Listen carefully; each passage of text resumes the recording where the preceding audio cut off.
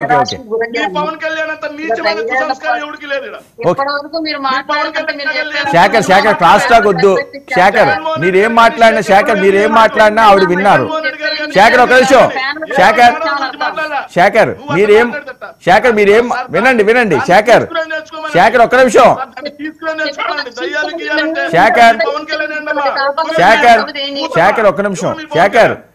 శేఖర్ ఒక్క నిమిషం. సరే శేఖర్ వినాలి.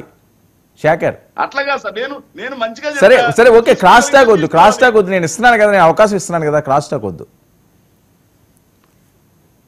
అరుణ మాట్లాడండి.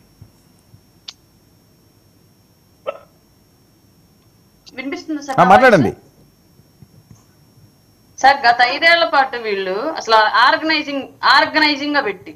ఆర్గనైజింగ్ గా ఒక టీంను పెట్టి ఆ టీంలో ఎవరు ఎంతమందిని ట్రోల్ చేస్తే, ఎవరు ఎన్ని బూతులు తిడితే, ఎవరు ఎన్ని మార్పింగ్లు చేస్తే వాళ్ళకి అంత డబ్బులు అని చెప్పేసి ఒక వ్యవస్థను పెట్టి నడిపించి మమ్మల్ని అందరినీ అనరాని మాటలు అనిపించి మమ్మల్ని అన్న వాళ్ళకి వీళ్ళు ప్రత్యేకంగా వాళ్ళకి డబ్బులు ఇచ్చి, వాళ్ళకి అకామిడేషన్ ఇచ్చి, వాళ్ళకి పనులు ఇచ్చి, వాళ్ళని సంపాదించుకోమని చెప్పి వాళ్ళకి పదవులు ఇచ్చి ఇష్టారీతిగా వీళ్ళు వ్యవహరించి వాళ్ళ పదవి పోయిన తర్వాత, అధికారం పోయిన తర్వాత ఆడపిల్లలు అన్న విషయం గుర్తొచ్చింది సార్. మేమందరం ఆయన పిల్లలతో పాటు మేము ఆడపిల్లలవి, ఆడపిల్లల జోలికి రాజకీయాలు ఎవరు వెళ్ళకూడదు అన్నటువంటి నిజమైనటువంటి సూక్తులు వాళ్ళు మాట్లాడుతుంటే నిజంగానే ఆశ్చర్యంగానే ఉంటుంది సార్. ఎవరికైనా గత 5 ఏళ్ల పాటు ఎంత దారుణాలు జరిగాయో అందరికీ తెలుసు. అసెంబ్లీ సాక్షిగా ప్రతిపక్ష నాయకుల యొక్క భార్యల గురించి, పుట్టుకల గురించి, వేదికల మీద ఎక్కి భార్యల గురించి, స్టెప్నీలు కారులతో పోల్చి ఇంత గందరగోళమైనటువంటి భాషని, ఇట్లాంటి భావజాలాన్ని మాట్లాడి ముఖ్యమంత్రితో సహా ఇవాళ కొత్తగా ఆడపిల్లలను అనకూడదు అని చెప్పేసి మాట్లాడుతుంటే నిజంగానే ఓహో అధికారం పోతే వీళ్ళకి ఆడపిల్లలు అన్న విషయం గుర్తొచ్చింది కాబోలు, అధికారం ఉంటే వీళ్ళకి ఆడలేదు, మగాలేదు, తల్లి లేదు, చెల్లి లేదు అన్న విషయం గుర్తొచ్చి నేను ఇట్టూర్చాను సార్. దాంట్లో తప్పే ఉన్నట్టు దానికి నేనేం చేయలేను. ఎందుకంటే నేను ఖచ్చితంగా ప్రత్యక్ష బాధితురాలను కాబట్టి ఇలా పార్టీ నుంచి నేను. ఏమైంది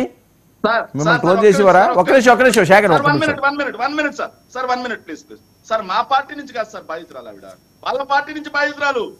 మా పార్టీ వాళ్ళు ఎవరు ఆవిడ దాడి చేయాల, వాళ్ళ పార్టీ వాళ్ళు ఏమని ఏం చేశారో రాష్ట్రం మొత్తం చూసింది. సరే ఓకే. వాళ్ళ పార్టీ వాళ్ళు ఏం చేశారని ఆవిడ మొత్తం చూసింది. మా పార్టీ వాళ్ళు దాడి చేయలేదమ్మా. మీ పార్టీ వాళ్ళే విచక్షణ రహితంగా ఆడపిల్లని కూడా చూడకుండా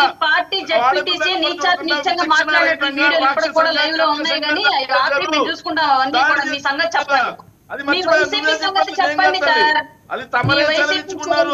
సంఘటనలు చెప్పండి. మీ వైసీపీ మాట్లాడించిన మాటల గురించి చెప్పండి.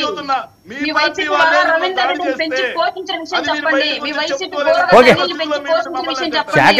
శేఖర్ ఎందుకండి క్రాస్ టాక్? మీరు మాట్లాడుతున్నప్పుడు ఒక్కరు కూడా మాట్లాడలేదు. ఇస్తున్నాను కదా అవకాశం. ఛాన్స్ అడుగుతారు, మళ్ళీ క్రాస్ టాక్ చేస్తారు. జగన్మోహన్ రెడ్డి గారు బయట ఉన్నది, అది వినండి ఒకసారి. ప్లే చేయండి అమ్మా. అది ఒక యాప్ రిలీజ్ చేయబోతున్నాం. రాష్ట్రంలో ఎక్కడైనా కానీ, ఎవరికైనా కానీ, ఏ అధికారితో అయినా కానీ హరాస్మెంట్కి ఎవడైనా లోన్ అయితే ఆ యాప్ లేకపోయి మనం వచ్చిన తర్వాత అది ఓపెన్ చేసి ఎవడెవడైతే మన కార్యకర్తలను అన్యాయం చేసినాడో వాళ్ళందరినీ కూడా చట్టం ముందర ఏ రకంగా నిలబెట్టాలనో ఆ రకంగా నిలబెట్టించి అందరినీ కూడా సినిమా చూపించే కార్యక్రమం మాత్రం జరుగుతుంది. వాళ్ళు చేసినవన్నీ కూడా వడ్డీతో సహా ఏదైతే నువ్వు విత్తుతున్నావో అదే పండుతుంది. ఏ అధికారి వల్ల అన్యాయం జరిగినా వాళ్ళ పేరు, ఏ రకంగా అన్యాయం చేసినాడు, ఎవరి ప్రోద్బలంతో అన్యాయం చేసినాడు, ప్లస్ నెక్స్ట్ బటన్ మీ దగ్గర ఏమైనా సాక్ష్యాలు ఏమైనా ఉంటే ఏమైనా అప్లోడ్ చేయాలనుకుంటే చేయండి. వీడియోలు కానీ నీకు ఇంకా వేరే సాక్ష్యాలు కానీ ఏమైనా ఉంటే మీ దగ్గర ఉంటే మీరు చేయండి. సో అవి కూడా ఒక అవకాశం.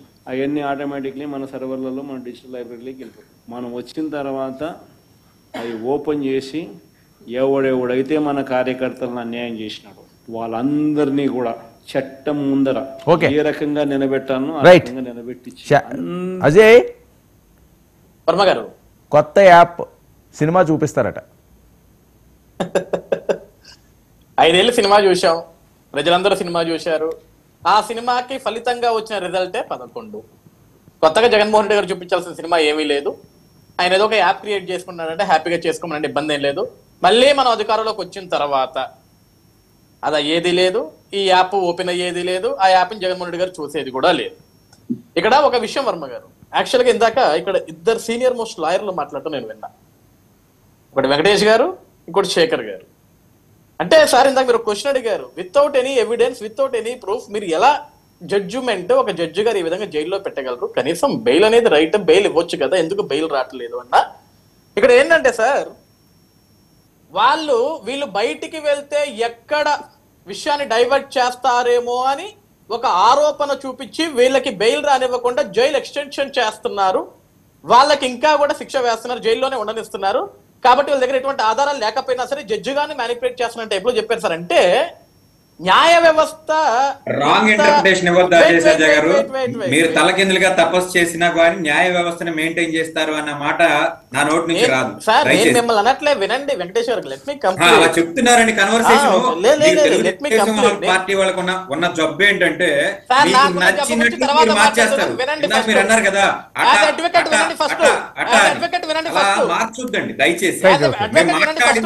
మేము మాట్లాడిన మేము బౌండ్ అయి ఉన్నాం, మీరు కూడా అలా ఉండండి. మీరు వినండి అంటున్నా, వినండి.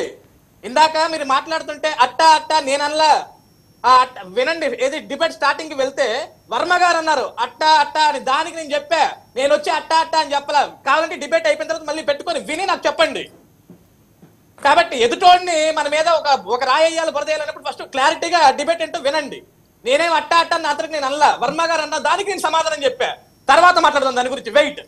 ఇక్కడ ఏంటంటే వర్మ గారు అంటే జడ్జి గారికి పాపం తెలియదు, ఏదో ఒక లాయర్, ప్రభుత్వం తరపున ఒక లాయర్ మాట్లాడితే జడ్జి గారు శిక్ష చేసేస్తారు, బెయిల్ ఎవరు బెయిల్ క్యాన్సిల్ చేస్తారు. ఇటు శేఖర్ రెడ్డి గారు ఒక పేపర్ చెప్పారు, 58వ అంశం 17వ పేజ్ అన్నారు. వెంటనే లాయర్ గారు కూడా మీరు పేజ్ నెంబర్ చెప్పండి, సెక్షన్ నెంబర్ చెప్పండి, దాంట్లో ఉన్న పేర్లు చెప్పండి అని.